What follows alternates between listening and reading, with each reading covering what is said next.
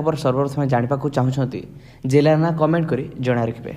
प्रथम खबर सुभद्रा योजनार यह दिन ठारू आसब प्रथम किस्ती आवेदन आरंभ हो जाइए।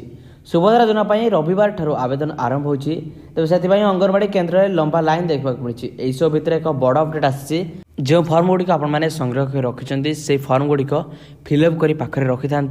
4 तारिख में आपण मानकर फर्मर एप्लाय आरंभ होगा जाऊँगी। 4 तारिख में आपण मैंने निकटस्थ जनसेवा केन्द्र कि निकटस्थ सरकारी कार्यालय जो आपंकर सुभद्रा योजना एप्लाय होता जा संपूर्ण डॉक्यूमेंट ता सहित आपंकर बायोमेट्रिक निजर फिंगरप्रिंट दे आपण मैंने फर्म को एप्लाय करेंगे। परवर्ती खबर रही कृषक मान मुहर हस पठाइले मोदी सरकार। 7 बड़ योजन मिल कैबिनेट मंजूरी जो फायदा सीधा सड़क कृषक मानक हो। आपण मैंने समस्ते जान रखु कि केन्द्र कैबिनेट बैठक में कृषक मान जड़ित 7टी योजना को अनुमोदन कर केन्द्र मंत्री अश्विनी वैष्णव यही सूचना देते। से कहते कृषक मान जीवन में उन्नति आनिबा एवं सेमानकर आय वृद्धि कैबिनेट रे सोमवार 7टी प्रमुख निष्पत्ति निया जायछि। अश्विनी वैष्णव कहते प्रथम हूँ डिजिटाल कृषि मिशन। यह हूँ कृषि डिजिटाल जनसाधारण भित्तिभूमि प्रस्तुत करवा। तापर रही आपंकर 2817 कोटी टंका विनियोग सहित डिजिटाल कृषि मिशन प्रस्तुति हेब। खाद्य एवं पुष्टिकर फसल विज्ञान उत्सर्गीकृत 3979 कोटी टंका योजन केन्द्र कैबिनेट अनुमोदन कर सहित आपंकर 2817 कोटी टंका मूल्यर डिजिटाल कृषि मिशन को केन्द्र कैबिनेट अनुमोदन करमिति भाव में कृषक मान हित 7टी नुआ योजन केन्द्र कैबिनेट मंजूरी प्रदान कर। परवर्ती खबर रही कि रेशन कार्ड सहित जड़ित एक बड़ अपडेट आसी जहाँ सब सन्देह था सब दूर होती जो भावुले आपंकर रेशन कार्ड कटिज क्यों मानकर कटिज कौन हो नियमावली और आपंकर ना लिस्ट अच्छी कि ना जो मैंने नुआ कर रेशन कार्ड एप्लाय करते से लिस्ट ना अच्छी कि ना से संपर्क में बड़ अपडेट आसी जाइए। प्रकाश पाई सेप्टेम्बर मसरे रेशन कार्ड तालिका जदि पूर्व रेशन कार्ड आवेदन करें तेरे जल्दी चेक करनियंतु मिल मागणा रेशन। तेरे सेप्टेम्बर मसर पहला ही एक बड़ रिपोर्ट आसी आपंकर क्यों माने रेशन कार्ड भागीदार अच्छा क्यों मानकर ना कटिनी रही लिस्ट रे विशेषकर जो मैंने नुआ कर एप्लाय करते से ना लिस्ट रे आसी कि नहीं से मागणा रेशन कार्ड पाइबे कि नहीं से संपर्क जानवाक चाहते ऑफिशियल पोर्टल वर्तमान समय अपडेट हो जाइए। आपण मैंने जाई निजर नाम चेक करेंगे। परवर्ती खबर चाषी मान रही सरकार एवं सार किणापी टंका देवे। आपण मैंने जदि चाषी कि चाष कार्य करुँच लिप्त अच्छा तेरे आपण मान खुशी खबर कहींपर सरकारी लिस्ट अंतर्भुक्त जो मैंने अच्छा से मागणा सार और बिहन मिल तेज आपण मैंने कौन करेंगे कौन रही बड़ अपडेट। प्रधानमंत्री किसान खाद्य योजना केंद्र सरकार द्वारा परिचालित होती योजना माध्यम केंद्र सरकार कृषक मान सार और बिहन किणापी 11,000 टंका पर्यंत आर्थिक सहायता प्रदान कर 2020 मसीह आरंभ होता योजना। यह योजना माध्यम सरकार चाषी को आर्थिक सहायता प्रदान कर 2टी किस्ती कृषकों को प्रथम किस्ती 6,000 टंका और द्वितीय किस्ती 5,000 टंका प्रदान करते एवं आपण मैंने यही टंकार सार और बिहन किनीपारे। सरकार एमती एक बड़ घोषणा करते तेज नियम 2020 मसीहा लागू होती। आपड़ भागीदार नहांती निश्चित भाव में निजर ना और जमी सहित जड़ित संपूर्ण डॉक्यूमेंट सहित निजर ना पंजीकृत कर दिंतु। परवर्ती खबर रही कि पाणीपाग विभाग तरफ एक बड़ योजना जारी होती। राज्य में पुणी प्रबल वर्षा यही सब जिला को प्रबल वर्षा रही तेरे क्यों क्यों जिले में प्रबल वर्षा है आपण जिला को वर्षा है कि नहीं कौन रही पाणीपाग अपडेट। तेरे दर्शक बंधु दक्षिण ओडिशा उपकूल और संलग्न उत्तर आंध्र प्रदेश दक्षिण छत्तीसगढ़ उपर सृष्टि होता अवपात पश्चिम उत्तर पश्चिम दिगरे गति करिछि। प्रभाव में आंध्र प्रदेश और तेलंगाना में वर्षा लगी तेज यही प्रभाव में ओडिशार मध्य विभिन्न जिले में प्रबल अति प्रबल वर्षा है।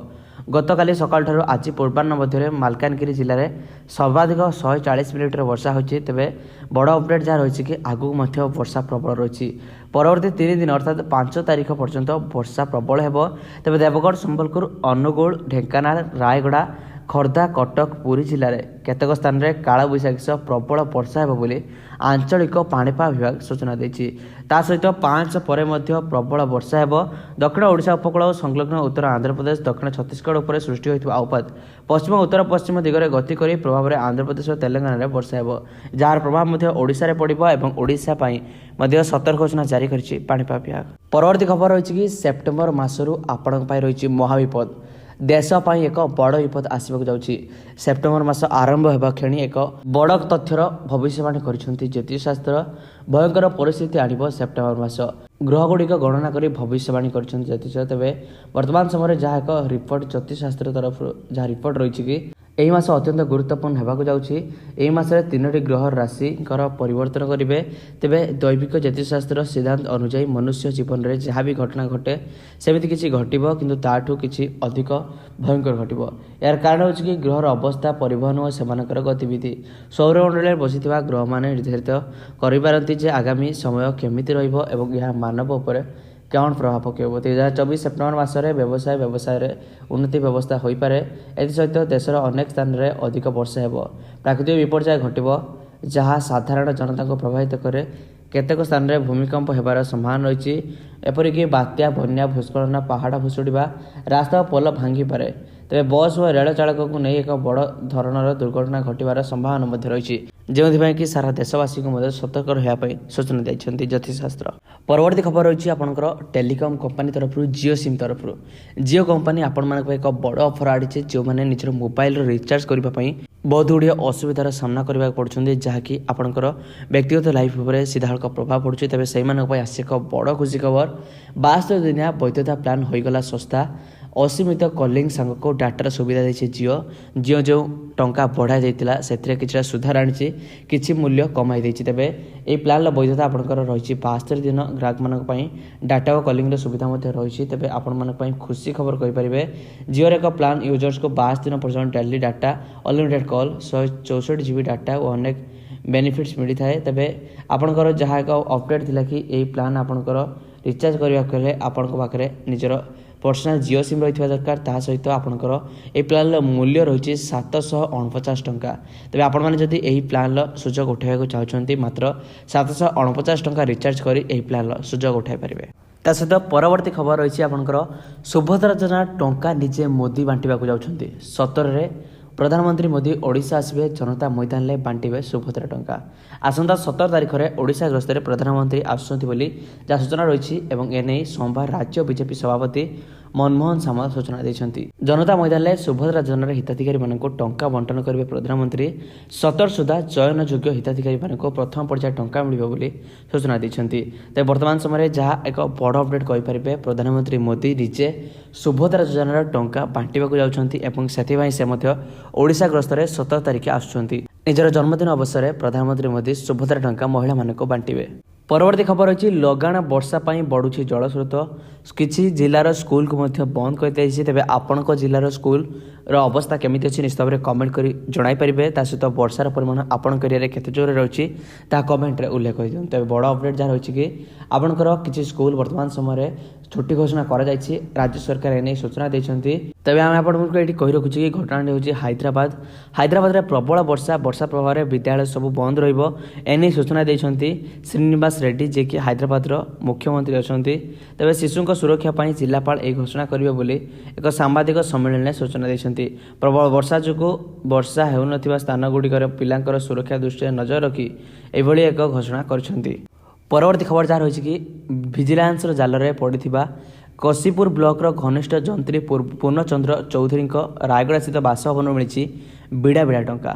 ନଗଦ 14,81,300 ଟଙ୍କା ଜବତ ହୋଇଛି। ତେବେ ଗତକାଲି ଅପରାହ୍ନରେ ରାୟଗଡ଼ା ଦୁର୍ନୀତି ନିବାରଣ ବିଭାଗର 25,000 ଟଙ୍କା ଲାଞ୍ଚ ନେବା ବେଳେ ଯନ୍ତ୍ରୀଙ୍କୁ ଧରିଥିଲେ। ତାପରେ ସେ ଅସୁସ୍ଥ ହୋଇପଡ଼ିବାରୁ ତାଙ୍କୁ ରାୟଗଡ଼ା ଜିଲ୍ଲା ଡିଜିଟାଲ ମୁଖ୍ୟ ଚିକିତ୍ସାଳୟରେ ଭର୍ତ୍ତି କରାଯାଇଛି। ଭବାନୀପାଟଣାରୁ ଆସିଥିବା ଏକ ଭିଜିଲାନ୍ସ ଟିମ୍ କାଶୀପୁର ବ୍ଲକ କାର୍ଯ୍ୟାଳୟ ଏବଂ ଚିକିଟା ଥିବା ଏକ 2 ମହଲା କୋଠରେ ଚଢ଼ାଉ କରିଥିବାର ସୂଚନା ମିଳିଛି, ଯେଉଁଥିରୁ ତାଙ୍କୁ ମିଳିଛି ଟଙ୍କା 14 ଲକ୍ଷରୁ ଉର୍ଦ୍ଧ୍ୱ ଟଙ୍କା ମିଳିଛି। 14,81,300 ଟଙ୍କା ଭିଜିଲାନ୍ସ ହାତରେ ପଡ଼ିଛି। ପରବର୍ତ୍ତୀ ଖବର ରହିଛି ଆର୍ଜିକର ମେଡିକାଲ କଲେଜରେ ପୂର୍ବତନ ପ୍ରିନ୍ସିପାଲ ସନ୍ଦୀପ ଘୋଷ ବର୍ତ୍ତମାନ ସମୟରେ ଗିରଫ ହୋଇଛନ୍ତି। ତେବେ ଆର୍ଜିକର ମେଡିକାଲ କଲେଜରେ ଯେଉଁ ଦୁଷ୍କର୍ମ ଘଟଣା ଘଟିଥିଲା, ଯାହାକି ଥମିବାର ନାଁ ନେଉନି। ସାରା ଦେଶରେ ବର୍ତ୍ତମାନ ସମୟରେ ଯଦି କହିବେ ଆନ୍ଦୋଳନର ଚରମ ସୀମାରେ ପହଞ୍ଚିଲାଣି। କଲିକତାରେ ମଧ୍ୟ ମମତା ବାନାର୍ଜୀଙ୍କ ଅବସ୍ଥା ସାଂଘାତିକ ହୋଇପଡ଼ିଲାଣି। ମମତା ବାନାର୍ଜୀଙ୍କ ହାତରେ ଯେମିତି କିଛି ନାହିଁ, ସେ ପୁରା ଅସହାୟ ହୋଇପଡ଼ିଛନ୍ତି। ସେ ମଧ୍ୟ ରାଜରାସ୍ତାକୁ ଓହ୍ଲାଇଛନ୍ତି ଆନ୍ଦୋଳନ ପାଇଁ। ଏହିସବୁ ଭିତରେ ଏକ ବଡ଼ ଅପଡେଟ୍ ରହିଛି କି ଆର୍ଜିକର ମେଡିକାଲ କଲେଜର ପୂର୍ବତନ ପ୍ରିନ୍ସିପାଲ ସନ୍ଦୀପ ଘୋଷ ବର୍ତ୍ତମାନ ସମୟରେ ଗିରଫ ହୋଇଛନ୍ତି। ତାଙ୍କ ନାଁ आरजीकर मेडिकल कॉलेज दुष्कर्म मामला सहित किछटा लिंक जना पड़िथिबारु वर्तमान समय पुलिस तांको गिरफ्त करिछि एवं गिरफ्त करी पचरा उचरा जारी रखिछि। ताले दर्शक बंधु यह थिला आज सकाळर किछटा गुरुत्वपूर्ण खबर।